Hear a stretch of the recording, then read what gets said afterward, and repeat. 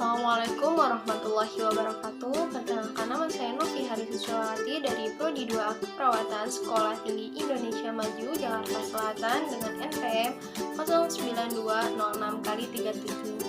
Di sini saya akan menjelaskan tentang emosi manusia. Apa sih itu emosi manusia? Emosi manusia merupakan kecenderungan untuk memiliki perasaan yang khas bila berhadapan dengan objek tertentu dalam lingkungannya.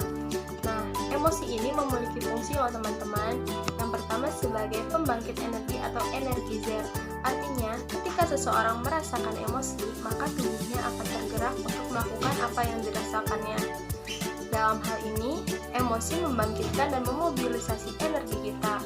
Contohnya, ketika kita merasakan takut, maka kita akan berteriak ataupun berlari. Kemudian yang kedua ada emosi sebagai pembawa informasi atau messenger. Fungsi ini lebih mengarah pada komunikasi intrapersonal.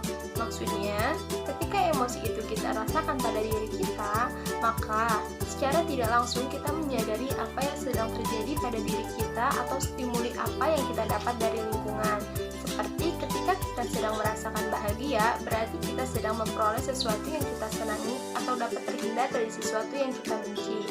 Kemudian yang ketiga adalah emosi sebagai pembawa pesan. Dalam komunikasi intrapersonal dan interpersonal, dalam berkomunikasi pasti memiliki tujuan dan pesan yang akan disampaikan. Seperti ketika kita sedang bercerita dengan sahabat kita, dalam cerita itu terdapat cerita sedih yang membuat kita menangis, bahkan sahabat kita juga ikut menangis. Kemudian yang keempat ada emosi sebagai sumber informasi. Keberhasilan kita dalam mencapai sesuatu yang kita ekspresikan dengan rasa senang atau gembira, sedangkan kegagalan dapat kita ungkapkan dengan kesedihan.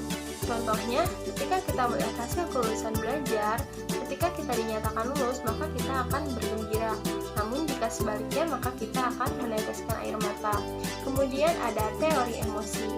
Menurut James Lange, emosi terjadi setelah terjadinya reaksi psikologi. Contohnya, kita takut karena kita lari setelah melihat ular. Kemudian ada perkembangan emosi.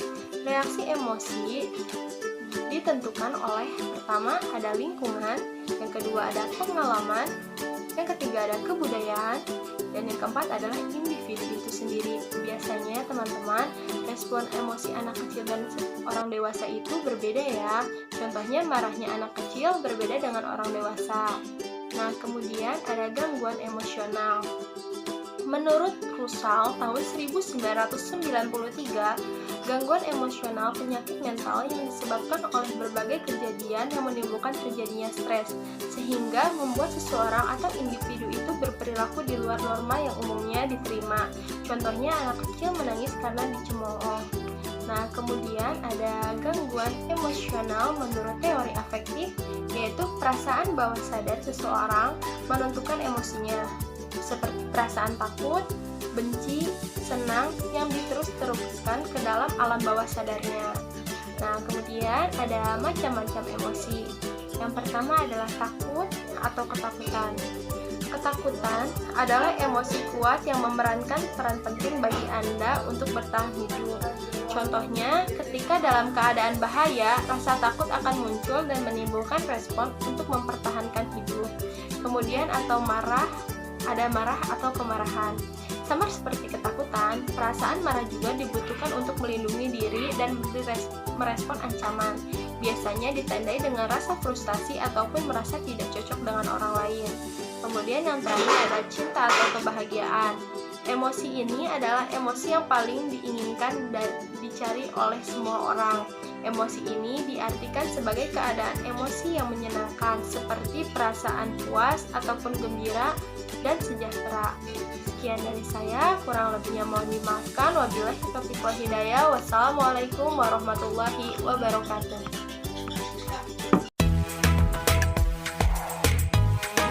Thank you for watching. Jangan lupa di like dan subscribe ya. Thank you.